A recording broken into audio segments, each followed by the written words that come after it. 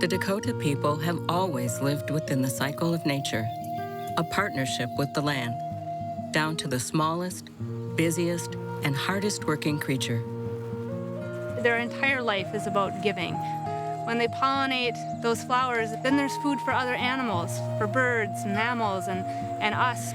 Bees provide a lesson to our children on how we can coexist in a close, respectful, and beneficial relationship with our ancestral lands, with our neighbors close to home, and throughout Minnesota. The SMSC stands for the Shakopee Mdewakanton Sioux community. We have a great value of the land, of the earth, of the things that come to us from the earth. And you can see that in all of the land stewardship kinds of activities and endeavors that the tribe has been engaged in and continues to be engaged in. Today, we're pollinators in our own right as entrepreneurs and philanthropists, sharing a profound respect and understanding of the world around us.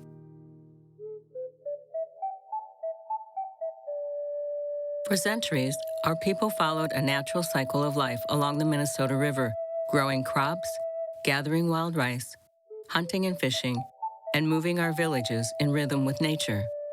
This natural cycle was severely disrupted as settlers arrived in the early 1800s. These were unfamiliar circumstances. Cultures clashed, and it quickly became a difficult and unstable time in our history. Our ancestors were unfamiliar with the concept of selling land. They thought they were only granting the newcomers permission to live here. I always picture some Indian guy in the Black Hills and some soldier walking up to him and saying, "Does anybody own this land?" And they'd look around and say, "Nobody owns the land." And they'd say, "Well, okay, good then. I'm going to take it." You know, that didn't make sense.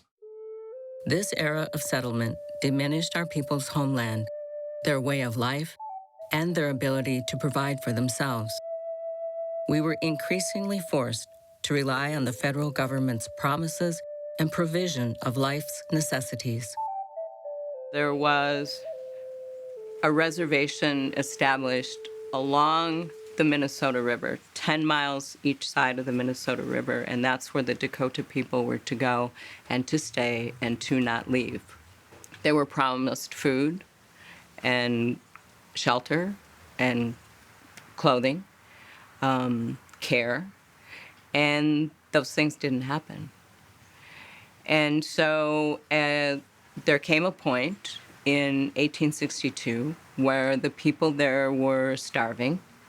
They didn't have the means to grow their own food at that time. Well, that resulted in the Dakota people finally uprising and saying they couldn't watch their people die anymore. In its aftermath, 38 Dakota were hanged, the largest mass execution in United States history. Things went from bad to worse. Hundreds of other Dakota Sioux were sent on a forced march to live out the winter at Fort Snelling internment camp. Many people died that winter.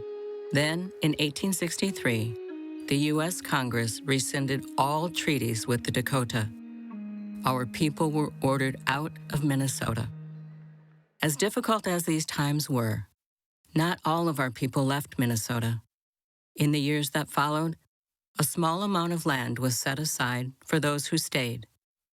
Living in abject poverty and deprivation, our people endured incredible hardships for the next 100 years.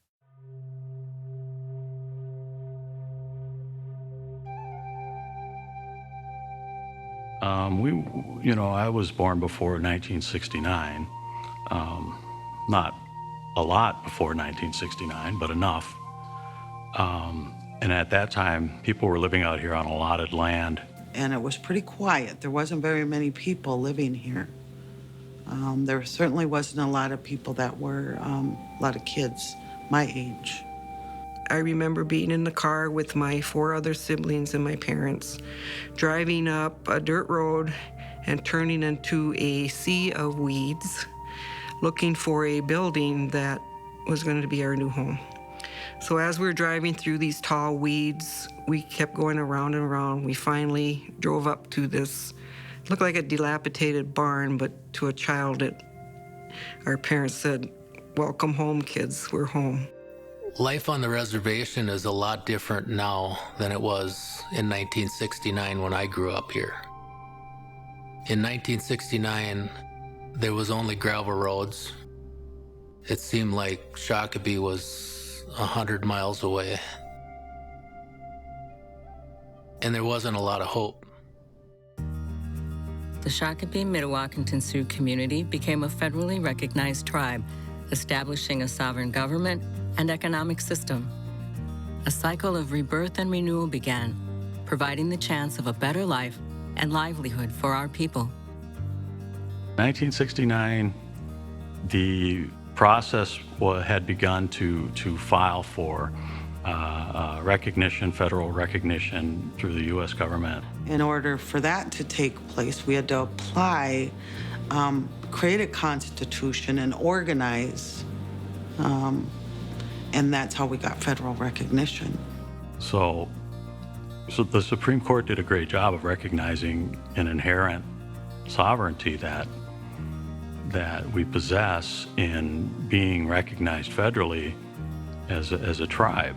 And in 1982, our past and our first chairman, Norman Crooks, had gone to visit another tribe in Florida, and he brought back what he thought would work here as high-stakes bingo.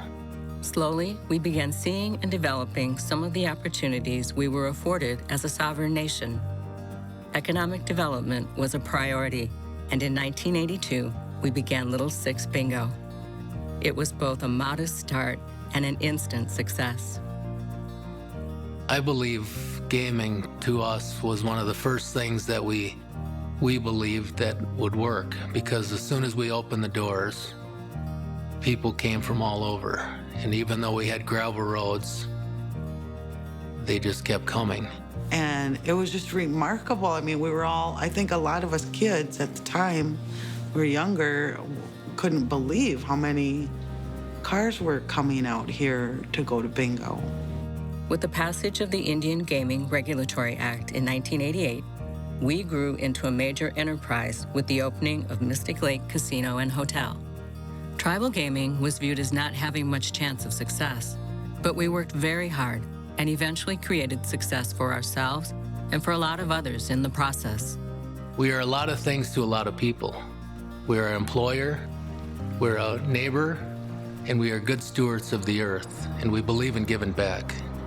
I think we've done a lot for our neighbors or for our county, and I believe it's only going to get better. Today, our tribe owns and operates several enterprises which benefit our tribal members, neighbors, businesses, governments, and the state of Minnesota.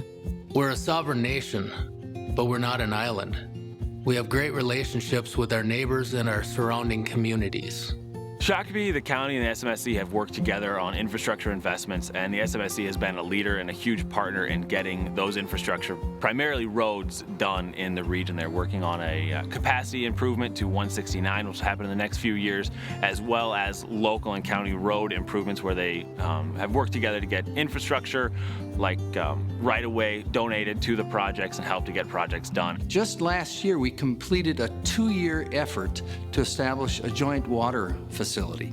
So rather than the city build a new well and a new water storage facility because we needed the capacity, and they needed capacity as well for emergency services, we established a joint water agreement where they built a new well, expanded their water treatment facility, and interconnected with the city of Prior Lake. Without a doubt, the SMSC agreement has saved the horse industry in Minnesota. It was completely on the ropes and in a very fragile situation.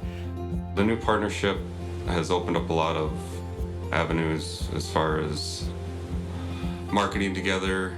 Working with SMSC has been a win-win for us, for the horse industry, for the community, and I believe for SMSC. And together it absolutely, truly is a winning combination. The community in RAR agreed to build the renewable fuels energy plant on the RAR site here in Shakopee. The name was given to it, Coda Energy. Coda means friend in the Dakota language. And the idea was to use the byproducts, leftover products from the RAR process, along the way with byproducts from the local community and byproducts from a General Mills facility, and that would be the fuel, and that would replace natural gas or fossil fuels that typically had provide electricity and thermal heat to RAR Malting's campus. Our partnerships and relationships reflect an important shared value, contributing to a strong economy for everyone while protecting the sovereignty and future prosperity of our tribe. The Shakopee Mdewakanton Sioux community also practices another parallel value, supporting worthy causes and helping other Native people. In the past 20 years, we have distributed hundreds of millions of dollars and are proud of our ability to support others and invest in positive ways. We have given donations to many, many, many organizations and charities, and that it's in our blood to do that. Well, the history starts about 7 years ago when Chairman Crooks and my predecessor, Bob Brunix, met and started to talk about what the Mdewakanton Sioux might want to do and how we might recognize their involvement with TCF Stadium. So that led to ultimately a $10 million gift for the stadium and a $2 million gift that was used to create the plaza that we're standing on. The Mdewakanton Sioux gifted $2.5 million to support these scholarships. So far, they've benefited around 200 students at the University of Minnesota, and 50 of those students have graduated. They've come from all over the United States and from 48 different tribes and 18 different states. People should understand that the Mdewakanton Sioux and the University of Minnesota make great partners. We value very much their contributions and their friendship, and we hope that this is the foundation for a long-standing partnership to benefit not only Native Americans, but also the people of the state of Minnesota. Through our enterprises, partnerships, and giving, our tribe observes and lives the ancient Dakota traditions of working hard, being a good neighbor, and helping others in need. About 8 or 9 years ago, the community of Prior Lake and Savage realized they have a huge issue of needing another ice sheet. There was really no solid plan to get something going, and what happened is the tribe stepped up and decided to build a second sheet on to really take care of those needs. The Shakopee Sioux community's environmental initiatives include large and small-scale wind energy, solar electrical generation, solar heat, green roofs for stormwater management, and geothermal heat for buildings. We bottle water for our hotel casino operations, all the government entities, whether it's a department or a for-profit enterprise. Yes, we donate bottled water to our Mdewakanton Public Services Department. Whenever they go out on a call for local or national disaster effort relief, we provide bottled water for sanitary cooking efforts, as well as for drinking purposes and such. The Wojupi, which means garden in Dakota, or a place where things grow, is an organic garden and orchard. We raise egg-laying chickens here. We have youth programs that focus around healthy eating, gardening, food preservation. Our biggest commitment here at the Organic Recycling Facility actually is twofold. One, to be good stewards of the environment, and secondly and foremost, to be good neighbors.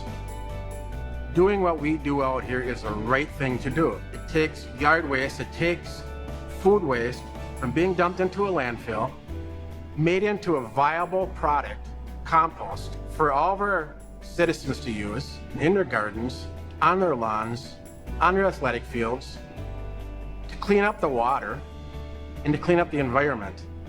We keep the public safe. We keep the tribe safe, we keep the visitors here safe, and we help everyone in Scott County and the surrounding communities and help keep them safe also. Respond to fires, medicals, basically anything that we need.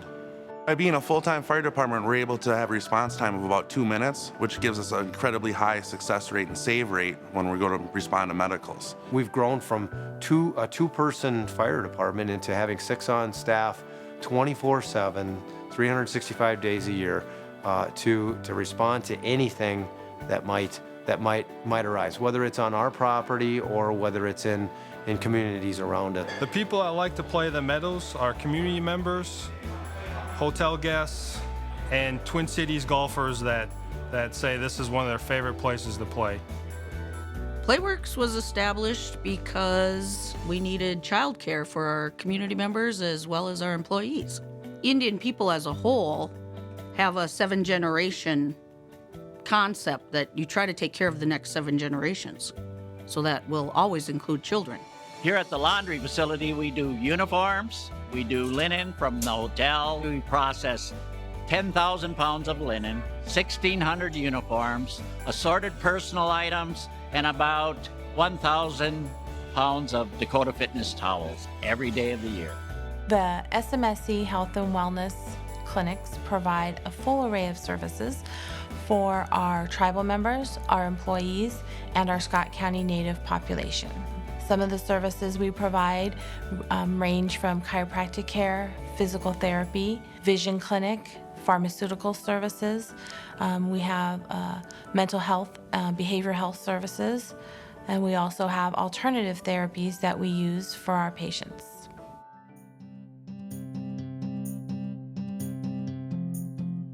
We are the Dakota people of the Shakopee Mdewakanton Sioux community.